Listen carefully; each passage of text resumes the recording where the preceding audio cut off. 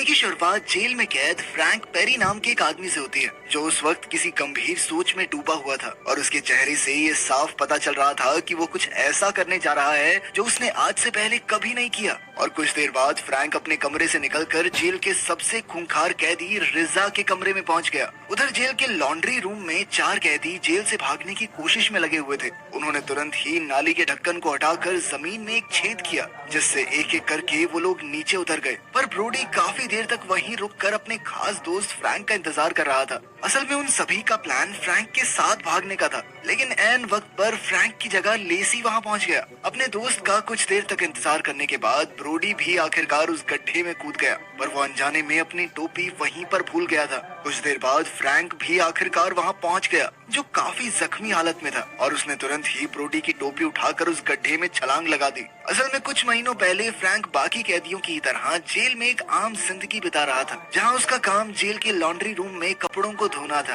Frank ने जिंदगी को काफी हद तक अपना लिया था, क्योंकि वो उस जेल में उम्र कैद की सजा काट रहा था और उसे बाहर निकलने की कोई उम्मीद भी नहीं थी। इसीलिए इस जेल को अपनी दुनिया मानने के अलावा उसके पास क्या ही चाह रहा था। वो अपना ज्यादातर समय अकेले ही बिताता।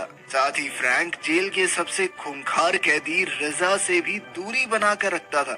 जेल में इतना लंबा समय बिताने के बाद अब फ्रैंक के कुछ दोस्त भी बन गए थे, और एक दिन जब फ्रैंक अपना काम खत्म करके कमरे में वापस आया तो उसने देखा कि उसका साथी अपना सामान पैक कर रहा था। असल में उसकी सजा खत्म हो गई थी और वो वापस अपने घर जाने के लिए तैयार था। उधर बाकी सारे कैदी जेल में आ रहे नए बैच को देखने के लिए खड़े हुए थे, जिन्हें एक एंटी बैक्टीरियल पाउडर लगाकर लाया जा रहा था। इसके साथ ही उन कैदियों ने अंडरवियर के अलावा कुछ भी नहीं पहना हुआ था, और ये देखकर सबसे ज्यादा खुश रिजा का भाई टोनी था, क्योंकि वो जेल में इतने लंबे समय से था कि आदमी होके आदमी से प्यार करने में उसको कोई दिक्कत नहीं थी, और उसे कैदियों को छेड़ने में मजा भी बहुत आता था। और अब उसकी नजर लेसी नाम के एक नए लड़के पर टिक गई थी। कुछ देर बाद उन सभी कैदियों को अपने अपने कमरों में भेज दिया गया, और अब लेसी फ्रैंक का नया साथी बन गया था। पर फ्रैंक को उसमें कोई खास दिलचस्पी नहीं थी, क्योंकि जब लेसी ने उससे बात करने की कोशिश की तो फ्रैंक ने उसे अनदेखा कर दिया। उसी शाम फ्रैंक को एक खत मिला। असल में फ्रैंक पिछले 14 सालों से अपने परिवार को इस आस में खत लिख रहा था कि शायद किसी दिन उसकी बेटी उसके खत का जवाब जरूर देगी। पर पिछले 14 सालों में उसे एक भी जवाब नहीं मिला, और जो खत आज आया था वो भी उसकी बीवी की तरफ से था, जिसमें उसने बताया था कि असल में ड्रग ओवरडोज के चलते उसकी बेटी हॉस्पिटल में एडमिट थी और शायद कभी भी उसकी मौत हो सकती है। ये खबर सुनते ही फ्रैंक की पूरी दुनिया ही पलट गई, क्योंकि जिस इंसान को वो सबसे ज्यादा प्यार करता था वो अब मौत की दहलीज पर खड़ा हुआ था। ये बात फ्रैंक को अंदर ही अंदर खा रही थी, और इसीलिए वो कुछ देर बाद जेल की चर्च में पहुंच गया, जहां उसकी हालत को देखकर एक गार्ड ने उसके लिए इतनी रात को भी दरवाजा खोल दिया। इसके बाद फ्रैंक कन्फेशन बॉक्स में गया, जहां उसने वो खत बाहर निकाला और जोर जोर से रोना शुरू कर दिया, और अब वो किसी भी हाल में अपनी बेटी से एक आखिरी बार मिलना चाहता था। अगली सुबह लॉन्ड्री में काम करते वक्त अचानक फ्रैंक की नजर वॉशिंग मशीन के पीछे लगी लोहे की जाली पर पड़ी, जिसके ठीक ऊपर कुछ लोहे के पाइप्स भी थे जो पानी को जेल से बाहर ले जाते थे। पर इस चीज ने फ्रैंक के दिमाग में एक बहुत बड़े प्लान की नींव रख दी। कुछ देर बाद फ्रैंक की मुलाकात अपने सबसे करीबी दोस्त ब्रोडी से हुई, जिस दौरान उसने ब्रोडी से पूछा कि क्या मशीन में लगे एयर वेंट्स जेल के सीवर सिस्टम से जुड़े हुए हैं। और अपने साथी के मुंह से ऐसी बात सुनकर ब्रोडी पहले तो बहुत ज्यादा हैरान हुआ, पर तभी फ्रैंक ने उसे उसकी बीवी का खत दिखाया, जिसे पढ़ने के बाद अब फ्रैंक किसी भी हाल में इस जेल से निकलना चाहता था, वो भी जल्द से जल्द, और इसके लिए उसे मदद की जरूरत थी। असल में ब्रोडी को सुरंग खोदने का काफी एक्सपीरियंस था, क्योंकि उसने इससे पहले भी जेल के नीचे एक सुरंग खोदी थी। और कुछ देर तक सोचने के बाद वो फ्रैंक का साथ देने के लिए तैयार हो गया, क्योंकि वो खुद भी उस जेल में उम्र कैद की सजा काट रहा था। कुछ दिन बाद फ्रैंक लेनी नाम के खतरनाक बॉक्सर से मिला, जो वैसे तो उस वक्त परोल पर बाहर होना चाहिए था, लेकिन फ्रैंक के पिछले सेलमेट ने उसकी मुखबरी कर दी थी, जिसके चलते उसका पैरोल कैंसिल हो गया था, और अब वो बदले के लिए बहुत उतावला था, जिस चीज का फायदा फ्रैंक उठाने वाला था। जिसके बाद उसने लेनी को अपने प्लान के बारे में बताया। फ्रैंक उसके पास इसलिए आया था क्योंकि लेनी कोई भी औजार इस्तेमाल करने में माहिर था, जिस चीज का उन्हें बहुत फायदा हो सकता है। लेनी शुरुआत में झिझक रहा था, पर कुछ देर तक सोचने के बाद वो इसके लिए तैयार हो गया। इसके बाद फ्रैंक ने अपने बाकी 2 साथियों के साथ मीटिंग की, जहाँ वो लोग कुछ खेलने का नाटक करते वक्त अपना प्लान डिस्कस कर रहे थे और उनके पास भागने का सिर्फ एक ही रास्ता था, जो लॉन्ड्री रूम से गुजरता था। लेकिन वहाँ तक पहुँचने के लिए उन्हें 3 सुरक्षित दरवाजे पार करने थे। पर फ्रैंक के पास एक दूसरा रास्ता भी था। असल में जब फ्रैंक कन्फेशन बॉक्स में गया तो उसकी नजर उस कमरे की दीवारों पर पड़ी, जो काफी ज्यादा हल्की थी। और अब फ्रैंक के मुताबिक वो लोग कन्फेशन बॉक्स को तोड़कर लॉन्ड्री रूम में घुस सकते थे, जहाँ से वो लोग एयर वेंट्स को तोड़ते हुए सीधा जेल के सीवर सिस्टम तक पहुँच जाएंगे। पर इसके लिए सबसे पहले एयर वेंट्स पर लगी लोहे की प्लेट को काटना जरूरी था।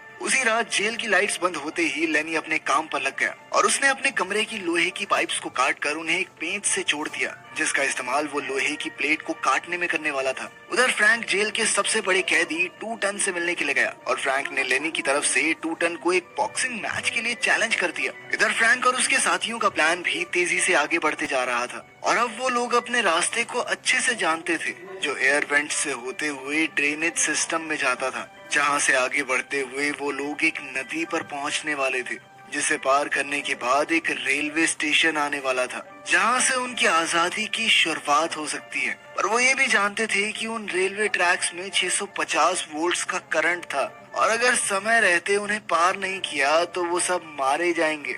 अपना सारा प्लान डिस्कस करने के बाद उन्होंने 3 दिन बाद इस जेल से निकलने का फैसला किया। पर वो लोग ये नहीं जानते थे कि टोनी ऊपर खड़े होकर उन लोगों को देख रहा था और उन तीनों के हाव भाव से वो समझ गया था कि वो लोग कुछ तो बड़ा करने वाले हैं। उसी रात सभी कैदी 2 टन और लेनी का मैच देखने के लिए कैंटीन में इकट्ठा हुए। असल में 2 टन काफी ज्यादा ताकतवर था और उसने लेनी को पूरी तरह से पीटना शुरू कर दिया। पर सही मौका मिलते ही लेनी ने उसके चेहरे पर एक जोरदार मुक्का मारा, जिसके चलते 2 टन के मुंह से एक डायमंड का दांत बाहर गिर गया और लेनी ने गार्ड्स के वहां आने से पहले ही वो दांत उठाकर अपने पास रख लिया। इसके बाद उसने वो डायमंड का दांत अपनी पाइप के साथ जोड़ दिया, जो उसने एक रात पहले बनाई थी। अगले दिन टोनी ने बाथरूम में फ्रैंक से उनके प्लान के बारे में कुछ सवाल पूछे और जब उसे कोई जवाब नहीं मिला तो उसने फ्रैंक से अपने कमरे का दरवाजा खुला रखने को कहा और साथ ही अगले दिन उसके कमरे में आने का वादा भी किया। जब फ्रैंक ने ये बात अपने साथियों को बताई तो उन सभी का कॉन्फिडेंस थोड़ा डगमगा गया, क्योंकि वो सभी जानते थे कि वो चाहकर भी टोनी को कुछ नहीं कह सकते, क्योंकि वो रिजा का भाई था। पर वो ये भी जानते थे कि अगर उन्होंने कुछ नहीं किया तो उनका प्लान पक्का बर्बाद हो जाएगा और इसीलिए फ्रैंक ने उन सभी से एक नए आदमी को टीम में लाने की इजाजत मांगी, जो उनकी इस वक्त मदद कर सकता था, जिसका नाम था विव बटिस्टा। बटिस्टा असल में एक ऐसा कैदी था जिसका काम था कैदियों को बहुत थोड़ी मात्रा में ड्रग्स पहुंचाना और असल में वो ये काम सरकार के साथ मिलकर ही करता था, ताकि धीरे धीरे ड्रग्स की मात्रा कम करके कैदियों की लत छुड़वाई जा सके। अगले दिन फ्रैंक ने बटिस्टा के सामने एक ऑफर रखा, जिसके मुताबिक अगर बटिस्टा उनकी मदद करते हुए टोनी को किसी भी तरह से शांत करा देगा तो इसके बदले में फ्रैंक उसे अपने साथ जेल से बाहर ले जाएगा। बटिस्टा ने उनकी बात सुनते ही उसके लिए हामी भर दी और साथ ही उसने एक ऐसा प्लान बनाया जो टोनी को हमेशा हमेशा के लिए शांत करने वाला था और इसके लिए उसने खास ड्रग तैयार किया, जिसमें उसने जहर मिलाया हुआ था और उसने चुपचाप उन ड्रग्स को लैब से बाहर लाकर फ्रैंक को दे दिया।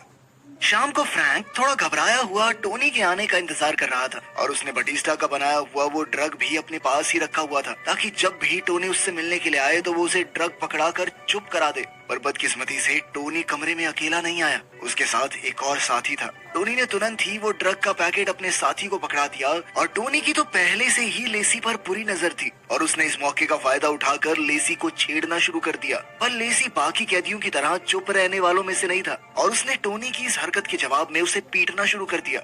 जैसे ही टोनी के साथी ने ये देखा तो वो तुरंत ही डर के मारे वहाँ से भाग गया, लेकिन इस जल्दबाजी के बावजूद भी वो ड्रग्स का पैकेट ले जाना नहीं भूला। वहीं दूसरी तरफ टोनी इतना ज्यादा पिट चुका था कि उससे चला तक नहीं जा रहा था, जिसके चलते वो सेल से बाहर आते ही सीढ़ियों से नीचे गिर गया, जिससे उसकी मौके पर ही मौत हो गई। अपने भाई की यूं अचानक से हुई मौत के बारे में सुनते ही रिजा ने फ्रैंक को अपने सेल में मिलने के लिए बुलाया। वहीं दूसरी तरफ उस हादसे के बाद लेसी को सॉलिटरी कंफाइनमेंट में डाल दिया गया था। सभी लोग जानते थे कि टोनी अपनी ही हरकतों की वजह से मारा गया था, लेकिन कोई भी ये बात सबके सामने बोलने के लिए तैयार नहीं था और अब बस एक ही चश्मदीद गवाह बचा था, जो था फ्रैंक। क्योंकि टोनी के साथी की भी तब तक जहर वाले ड्रग्स लेने की वजह से मौत हो गई थी और इसीलिए रिजा फ्रैंक के मुंह से सारी सच्चाई जानना चाहता था कि आखिर उसके भाई का कत्ल हुआ तो हुआ कैसे। इसके लिए उसने फ्रैंक को उसी रात अपने सेल में बुलाया, पर बदकिस्मती से फ्रैंक और उसके साथियों ने भी उसी रात जेल से भागने का प्लान बनाया हुआ था, जिसकी शुरुआत पहले ही हो चुकी थी और तब तक जेल में अलग अलग कमरों में बंद उसके साथी अपने काम पर लग चुके थे। उधर फ्रैंक को बताया गया कि उसकी पत्नी उससे मिलने के लिए आई है, जिसने उसे बताया कि उनकी बेटी की उसी दिन सुबह सुबह हॉस्पिटल में मौत हो गई। ये खबर सुनकर तो फ्रैंक पूरी तरह से टूट गया और अब उसके पास जेल से भागने तक की कोई वजह नहीं थी, क्योंकि वो सब कुछ सिर्फ अपनी बेटी से मिलने के लिए तो कर रहा था। थोड़ा सोच विचार करने के बाद फ्रैंक देरी से ही सही लेकिन लॉन्ड्री रूम में बने उस गड्ढे के अंदर कूद गया। अब हम वहीं पर पहुंच गए जहां से कहानी की शुरुआत हुई थी, जिस रात ये सभी कैदी भाग रहे थे। और एयर वेंट्स के पास पहुंचते ही लेनी ने अपनी बनाई हुई पाइप निकाली और उस लोहे की प्लेट को काटना शुरू कर दिया। प्लेट के हटते ही अब उनके सामने ड्रेनेज सिस्टम मौजूद था और अब उन्हें इन्हीं पाइप्स में रेंगते हुए उस नदी तक पहुंचना था जो जेल के पास से गुजरती थी। काफी सारी मुश्किलों से जूझने के बाद अब आखिरकार वो सभी लोग सीवर के एंड तक पहुंच ही गए थे, जहां पहुंचकर उन्हें पता चला कि सीवर सिस्टम को एक दीवार से बंद कर दिया गया था और अब उनके पास आगे बढ़ने का कोई रास्ता था ही नहीं और उनका पूरा प्लान एकदम बर्बाद हो चुका था।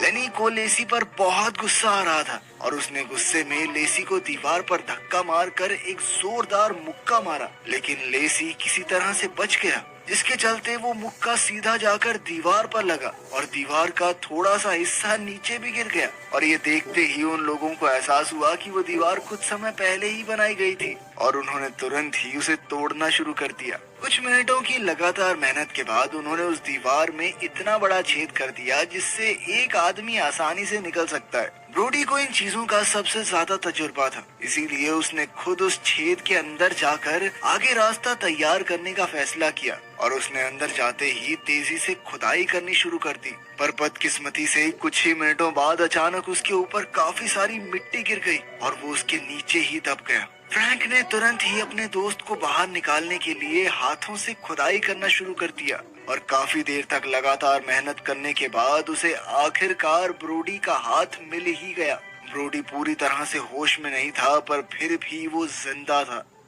अब वो लोग बारी बारी से ब्रोडी को अपने कंधों पर उठाकर आगे बढ़ रहे थे और कुछ देर चलते चलते वो लोग एक खाली रेलवे स्टेशन पर पहुंच गए, जिसका मतलब था कि वो लोग सही रास्ते पर चल रहे हैं। उधर लेसी ने भी फ्रैंक की मदद करने की कोशिश की, क्योंकि उसके पैर से काफी खून बह रहा था, पर इसके बावजूद भी उसने सभी लोगों को लगातार आगे बढ़ते रहने को कहा। पर तभी उन्हें कुछ कुत्तों के भौंकने की आवाज सुनाई दी, जिसका मतलब था कि अब पुलिस उन्हें ढूंढ रही है और अब बात जिंदगी और मौत की थी। इसीलिए उन्हें मजबूरन अपने जख्मी साथी ब्रोडी को पीछे छोड़कर आगे बढ़ना ही पड़ा। अब उनके सामने एक छोटा सा तालाब था जिसे पार करना वैसे तो मुश्किल नहीं था, लेकिन लेनी को तैरना नहीं आता था, जिस वजह से उसके लिए ये काम काफी ज्यादा मुश्किल बन गया।